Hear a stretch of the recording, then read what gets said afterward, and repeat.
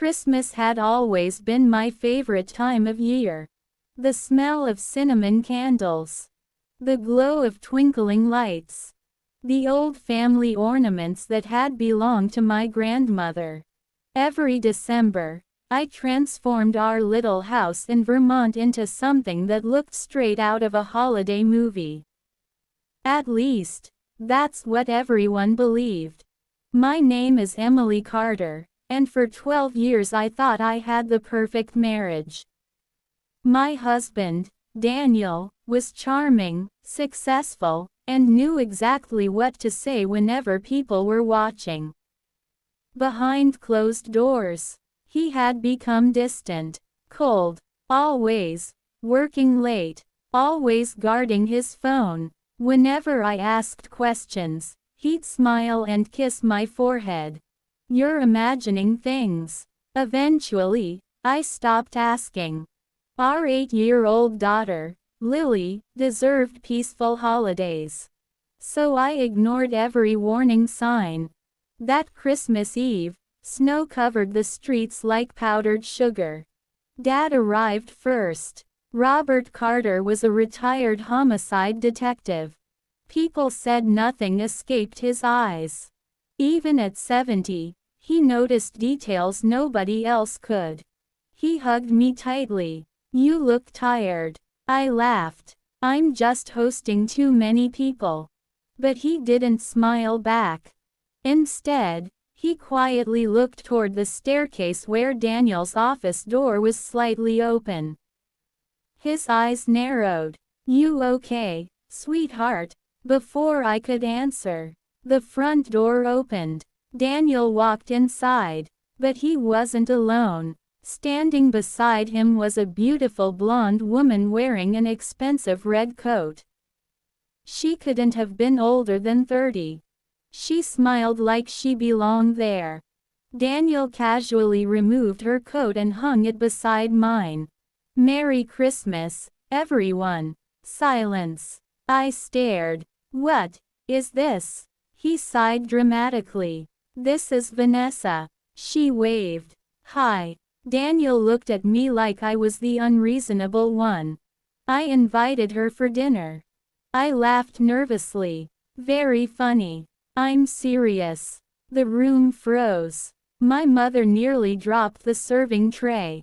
Lily looked confused. "Daddy, who's she?" Daniel didn't hesitate. "My friend." Vanessa smiled again. "I'm so excited to spend Christmas with all of you." I felt my stomach twist. I whispered, "Daniel, can I talk to you?" He crossed his arms. "No, not now. I don't want any drama." Drama. He had just brought another woman into our home on Christmas Eve. I tried to stay calm. "Our daughter is here." He shrugged. "Exactly. It's time everyone stopped pretending." "Pretending? What are you talking about?" Then he said words I'll never forget. "I've been seeing Vanessa for almost 2 years." The room exploded. Mom gasped. Lily started crying. I couldn't breathe. 2 years.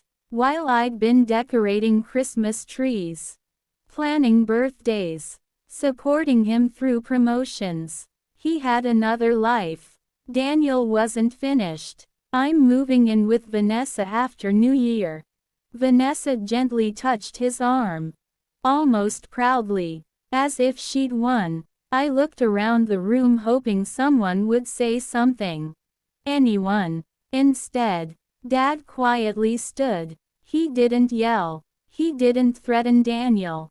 He simply walked toward the fireplace where dozens of family photos sat on the mantel. He picked up one old picture, studied it carefully, then looked directly at Daniel. For the first time that night, Dad smiled. A slow, almost frightening smile. He stepped close enough that only Daniel could hear. Then he whispered 5 chilling words. "I finally know it's you." Daniel's face instantly turned white. The confident smile disappeared. His hands began shaking. And for the first time in years, my husband looked genuinely terrified.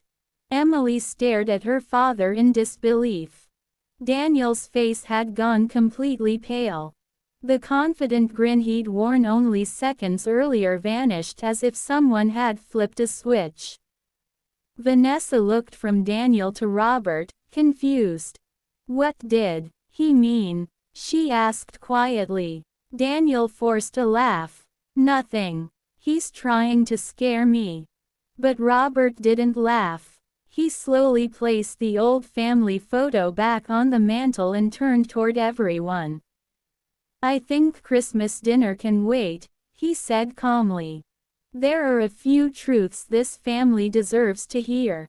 The room fell silent. Emily wiped tears from her face, still trying to process Daniel's affair.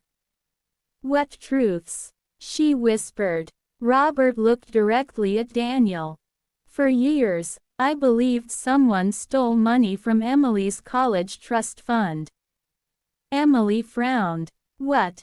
You told me the investment failed." Robert nodded.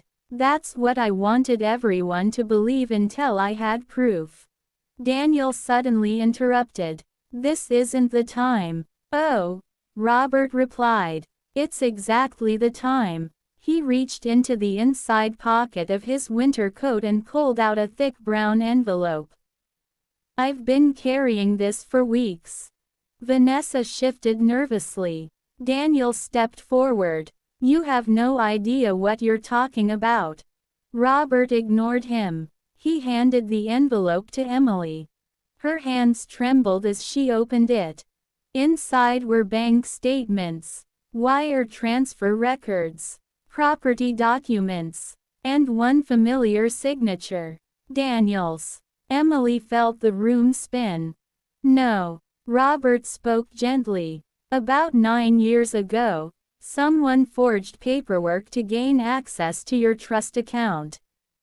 Emily looked down again. Every document pointed to the same person. Her husband. "I hired a forensic accountant after noticing inconsistencies," Robert continued. "It took years to uncover everything." Daniel's voice cracked. "Those papers don't prove anything."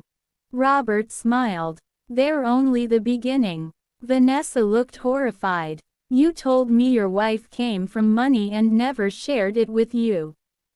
Emily turned to her. "He told you that?" Vanessa nodded slowly. "He said he deserved part of it because you refused to support his business." Emily let out a bitter laugh. "I invested every dollar I had into that business." Vanessa's expression changed instantly. She looked at Daniel as though she were seeing a stranger. "You lied to me too." Daniel tried to grab her arm. "Vanessa, don't listen to them." She pulled away. Robert calmly opened another folder. "This one contains hotel receipts, text message backups, and surveillance photos collected by the investigator." Emily looked at him in shock. "You've known about the affair?" "I suspected it," Robert admitted. "But suspicion isn't enough. I wanted evidence that couldn't be denied." Daniel's breathing became uneven. "You had me followed. When I believed my daughter was being betrayed and stolen from, yes." Just then, the front doorbell rang. Everyone froze. Daniel looked toward the entrance, panic spreading across his face. "No," he whispered. Robert glanced at the clock. "Right on time." Emily frowned. "Who is it?" Robert answered without looking away from Daniel. "The people who have been waiting for my phone call." Daniel suddenly rushed toward the back door. But before he could reach it, someone knocked again. This time louder. "Mr. Daniel Brooks," a firm voice called from outside. "We need to speak with you." Daniel stopped in his tracks. His shoulders slumped. For the first time in years, there was nowhere left to run. The knock echoed through the house. No one moved. Daniel stood frozen in the middle of the living room, staring at the front door as though it might disappear. The voice came again. "Mr. Daniel Brooks, we have a warrant to speak with you." Emily looked at her father. You called them?" Robert nodded once. "I told them where he'd be tonight." Daniel spun around. "You set me up." Robert's expression never changed. "No, Daniel. You set yourself up years ago." Daniel bolted toward the kitchen, hoping to slip out the back door. He barely made it 3 steps before 2 officers entered through the front entrance. "Sir, stop where you are."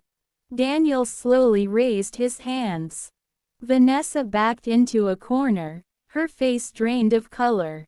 "I didn't know any of this," she whispered. One of the officers approached Daniel. "We're investigating allegations of financial fraud, identity theft, and document forgery. You'll need to come with us." Emily couldn't believe what she was hearing. She had spent years blaming herself whenever money disappeared, whenever bills piled up, whenever Daniel insisted they had to tighten the budget. All along, he had been stealing from her. As an officer placed handcuffs on Daniel, he turned toward Emily. "This is your father's fault." Emily shook her head. "No, it's yours." Little Lily clutched her grandmother's hand. "Mommy, is Daddy going away?" Emily knelt beside her daughter and gently brushed a tear from her cheek. "Sweetheart, sometimes adults make choices they have to answer for."